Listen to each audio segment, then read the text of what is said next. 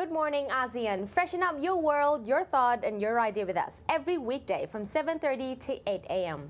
So, Kun Weena, today is May 2nd. Yes. But yesterday was the May Day, marked the International Labor Day. So let's take a look at what went on yesterday in some of ASEAN countries. Yes. Where, for example, in Indonesia, some 20,000 workers took the streets of Jakarta street lanes, demanding higher wages, causing major traffic congestion in Jakarta and blocked public transport lanes. So the workers also protested against contract labor and demanded full employment status for all workers. And also, along with the capital city, thousands of workers also rallied in three big cities of Surabaya, Makassar, and Medan. And workers also demonstrated against the government's plan to increase the price of subsidized fuel in the next few days. Let's take a look at the Philippines. Filipino workers marched in Manila, demanding a wage hike and a halt to unjust employment contracts. They demanded that the minimum wage increase of 125 peso or around $3 a day from the current rate of 446 pesos or $11 for workers in the capital. And around 15,000 workers from farms, factories, construction sites, and other blue-collar industries joined the march in downtown Manila. The group, Kulusang Mayo Uno or May Day movement, claims that over-reliance on foreign investments has resulted to lower wages, short-term employment contracts, and violation of labor rights. Labor activists also accused the government of President Benigno Aquino of failing to generate jobs and worsening poverty among workers. Yeah, for Cambodia, well, the garment factory workers also rallied in the capital city of Phnom Penh, demanding a higher wage from the current $80 per month to $150 per month. And also, organizers said around 5,000 demonstrators, including union workers, they urged whoever wins the general election in July to meet their demands. And in Singapore? Yeah, in Singapore, 3,000 people gathered in the downtown area protesting the government's immigration policies and growing income disparities. The People's Action Party-controlled parliament had earlier in the year approved a document that said the island's population of 5.3 million could grow by 30% by 2030, mostly through foreign workers to offset the low birth rate at the moment. Well, critics say that the island is already too crowded, with a population density exceeding rival Asian business center like Hong Kong. They blame the flood of foreigners over the past decade for stagnant wages, crowded trains, and rising prices that push housing beyond the reach of average Singaporean.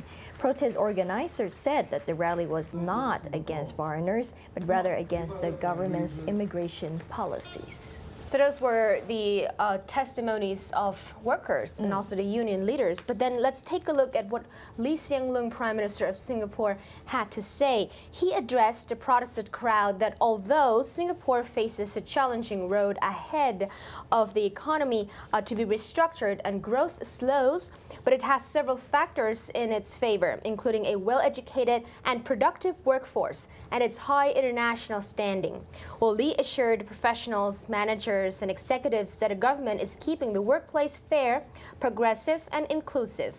For older and lower wage workers, the improved workfare scheme will raise their incomes. Seniors and the less fortunate may get more help too, so as social policies from healthcare to housing are being reviewed. So Lee expressed optimism that Singapore can succeed in economic restructuring, but the government cannot do it alone, he added, as he set out what businesses, workers, and unions need to do. So companies have to value their workers and nurture a strong Singaporean core. He urged them to share the fruits of their success with the workers and the community and strengthen the social compact. Well, workers must value their jobs and strive to upgrade and adapt to changing conditions. He said they also have to support leaders who care for them and work with them to secure a better future. Labor unions should help their members adjust to the new landscape and work with employers to upgrade businesses, jobs, and wages. Well, lastly, Lee said, together we must uphold tripartism and keep it our lasting competitive advantage. Moving on to the South China Sea, as China has reportedly wants to settle a sea dispute through dialogue. See more on this special report. Newly appointed Chinese Foreign Minister Wang Yi's Southeast Asian tour signifies a move that Beijing wants to renew closer ties with its regional neighbors. But the contentious sea territorial role between the world's second-largest economy and ASEAN remains to be a clear hurdle, despite 2013 marking the 10th anniversary of China-ASEAN strategic partnership. At the ASEAN summit in Brunei, Thailand proposed a special meeting between China and ASEAN to settle the issue of sea dispute. The Thai Foreign Minister Surapong Tawichakchaikun has informed that the meeting will be scheduled for August before it leads up to the next regional gathering in October. Chinese Foreign Minister Wang Yi referred to the current regional tension as historically critical, where he stated that it is now time for both China and ASEAN to review their relations of the previous decade and jointly move to deepen its strategic partnership. Beijing has prioritized its foreign policy towards Southeast Asia in this regard. 这就是中国新一届的政府将坚持把加强同东盟的睦邻好合作作为我们周边外交的优先方向，将坚持不断地巩固和深化。 Although Minister Wang's message was clear of Beijing's goodwill intention, China wants to resolve territorial disputes with ASEAN through dialogue. It appears that the 4 countries on his Southeast Asia tour were picked for being neutral and influential in the 10-member ASEAN bloc currently shared by Brunei. 中国和东盟的战略合作伙伴关系将坚持通过平等的对话与互利合作，来妥善地处理好我们与东盟有关国家之间存在的分歧和问题。总之，我们愿意跟东盟各国一道，抓住机遇，排除干扰，推动中国和东盟的关系不断迈上新的台阶。我们也非常希望并相信，作为中国东盟协调国的泰国，将为此发挥独特的和重要的作用。 The Chinese Foreign Minister's Southeast Asian tour does not only signal China's drive to mend closer ties with the ASEAN bloc, but his first destination to Thailand also indicate that Beijing gives significance to the development of Thai-Chinese ties. 有太多的合作，我们要探讨。中国和泰国是好朋友，既然是好朋友，就要加强全方位的合作。 既然是好朋友，就要尽可能满足对方提出的需求和愿望，这是交友之道。中泰关系具有特殊性、重要性和稳定性，这是中泰关系非常显著的特点，也是值得我们双方珍惜的宝贵的财富。我们双方一致认为，要发扬光大 中泰的传统友谊。 Despite the Chinese foreign minister's assurance that the Thai Chinese and Chinese ASEAN tie is of significance to the Chinese government, but the South China Sea remains to be the issue of tests for the China and ASEAN to work out a common ground that will have a special meeting in August, which will lead to the October summit of ASEAN in Brunei. Juaravee reports from Bangkok. Well, unfortunately, Kun Weena, International Labor Day turned violent in Myanmar. Well, there was another religious unrest on Wednesday as a mob attacked a mosque and burned homes in central Myanmar, and 1 person was killed and 9 injured. Yeah, because riots sparked actually on Tuesday in the small town of Oakkan, around 100 kilometers or 60 miles north of Yangon, after a woman accidentally knocked into a young monk. Authorities said that amid acute Buddhist-Muslim tensions following a series of attacks in March. And terrified villagers of both faiths said that police were not there to protect them when a crowd attacked a local mosque evening in Mya Luang Sangkhan village. Yeah, a heavy security presence was visible yesterday morning in Oakkan, where some 30 shops in the market had been destroyed and a mosque damaged. And religious unrest has exposed deep fractures in the formerly junta-run Myanmar and cast a shadow over reforms under a quasi-civilian regime that took power just 2 years ago. Still on Myanmar, Amari Residences see big opportunity in the Myanmar market. Find out more in Myanmar Focus Daily.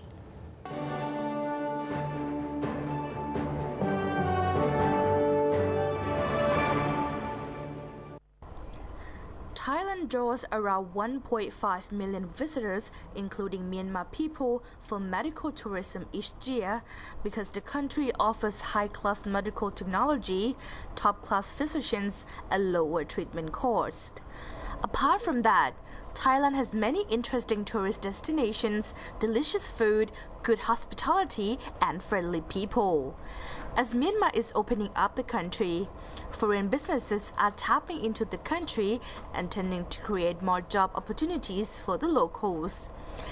Asian Development Bank last year projected that Myanmar economy could expand at 7% to 8% a year and become a middle-income nation and triple per capita income by 2030 if it can overcome substantial development challenges. This is an opportunity for many businesses, including hospitals and hotels, in attracting the rising middle-class Burmese from medical tourism in Thailand. Amari Residences Bangkok under Onyx Hospitality Group, together with Bangkok Hospital, is cooperating to provide a complete package for Myanmar customers coming for medical tourism in Bangkok.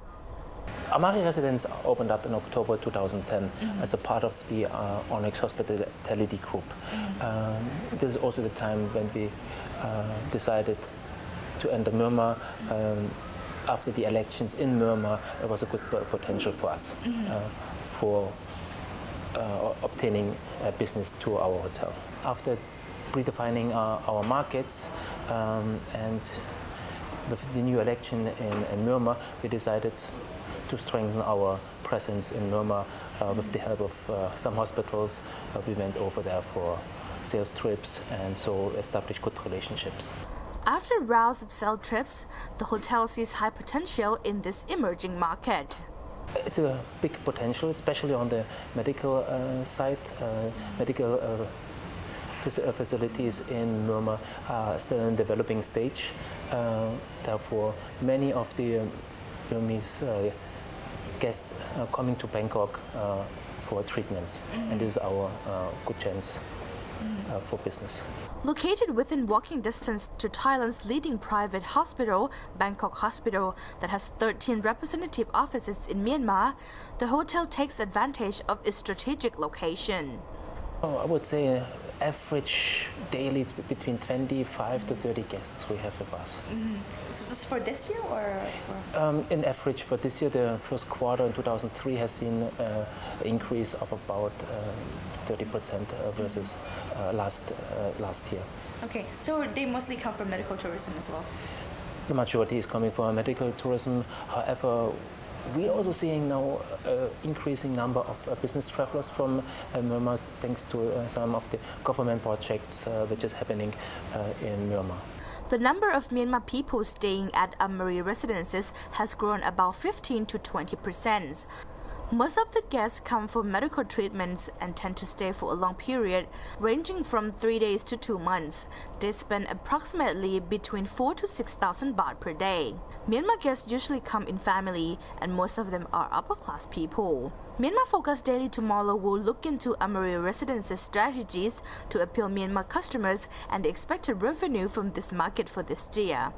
Juaravee Sang from Myanmar Focus Daily.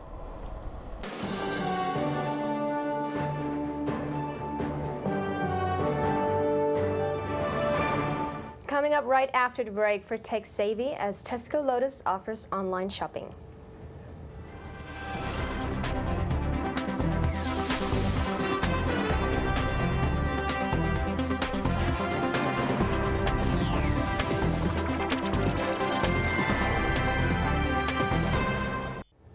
Tesco Lotus Thailand has recently offered online shopping. We'll go find out more in Tech Savvy.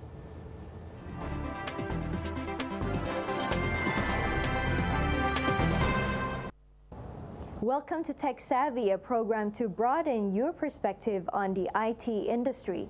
Retailers in Thailand are competitively offering online shopping in recent years as internet use in the country increases. Today, Tech Savvy will take you to a major retailer who becomes the first to introduce fresh products online for delivery. If you have a hectic lifestyle and have no time to come grocery shopping in the store, Tesco Lotus has an answer for you. UK-based retailer Tesco Lotus has recently launched its online shopping services to cater its Bangkok customers. The service especially targets busy people, those who would rather stay home and avoid Bangkok's notorious traffic jams, or those who need to care for young children or senior citizens in their homes. However, the feedback has been very positive from the customer who had experience shopping with us online.